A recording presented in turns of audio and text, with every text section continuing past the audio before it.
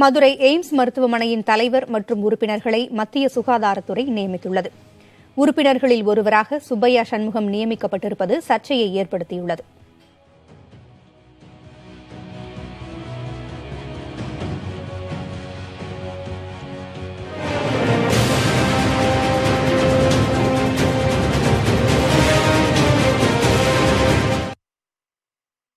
மதுரை தோப்பூரில் எய்ம்ஸ் மருத்துவமனை அமைக்க கடந்த ஆண்டு ஜனவரியில் பிரதமர் மோடி அடிக்கல் நாட்டினார்.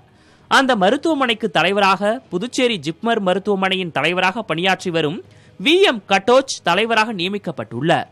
மேலும் எம்ஜிஆர் மருத்துவ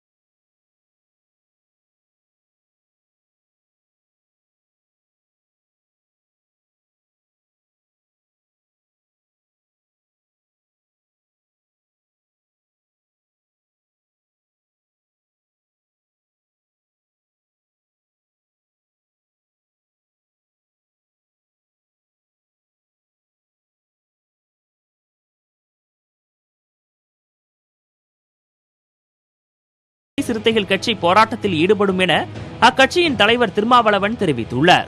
பெண்களை துன்புறுத்தி அவமதித்து அவர்கள் வீட்டிலே போய் சிறுநீர் பாய்ச்சிய ஒருவரை, அது தொடர்பாக வழக்கு பதிவு செய்யப்பட்டு குற்றம் சாட்டப்பட்ட ஒருவரை மதுரை எய்ம்ஸ் உறுப்பினராக நியமித்திருப்பது வெட்கக்கேடானது. இதை விடுதலை சிறுத்தைகள் வன்மையாக கண்டிக்கிறது.